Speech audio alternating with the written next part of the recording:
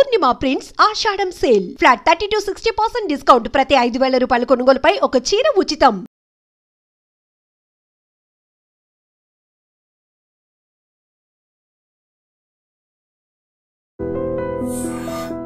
Present అన్న incident జరిగింది జీడిమెట్లలో వాళ్ళ మదర్ కన్ను కూతురే చంపించడం జరిగింది.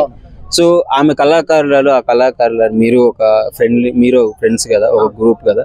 సో ఏంటన్న ఎలా అనిపిస్తుంది, వాళ్ళకి ఎలాంటి శిక్షలు పడాలి, ఏం జరిగింది అసలు?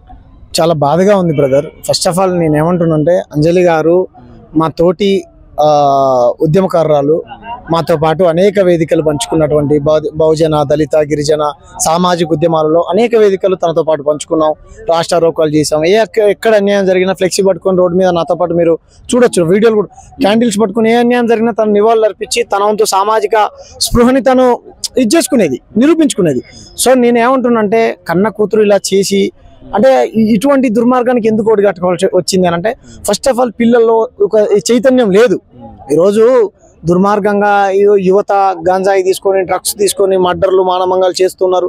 16 సంవత్సరాలు నిన్నటువంటి బాలికలు ఇటువంటి అత్యాచారాన్ని ఒడిగడతా ఉన్నారు. నిన్నగా మనం చూసాం 30 ఏళ్ళ అమ్మాయి కూడా ఒక డ్రమ్ములో ఒక ఆయన వేసి సిమెంట్ వేసింది.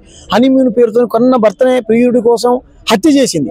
సో ఇటువంటి జరగడానికి ప్రధానమైనటువంటి కారణం మనుషుల్లో మంచి పరివర్తన లేకపోవడం, సాటి మనిషి పట్ల ప్రేమ కరుణ ఇటువంటి లేకపోవడం ప్రధానంగా ఇటువంటి జరగడానికి ప్రధానమైనటువంటి కారణం. సో నేనే ఉంటున్నంటే అంజలి వాళ్ళ కూతురు ఒక ట్రాప్కి గురైంది.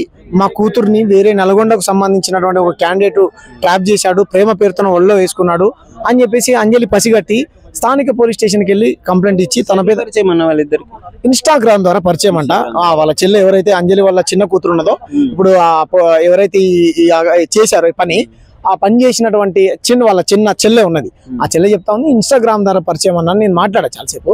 ఇన్స్టాగ్రామ్ ద్వారా పరిచయం కావడం జరిగిందన్న, అది కాస్త ప్రేమగా మారింది, పెళ్లి దాకా వెళ్ళింది. సో వయసు లేదు అంచేత అని చెప్పేసి మాట్లాడడం జరిగింది. మైనర్సే అంచేత నేనేమంటున్నానంటే 100% దోషులకు శిక్ష పడేలాగా ప్రభుత్వం వాళ్ళపైన కఠిన చర్యలు తీసుకోవాలి.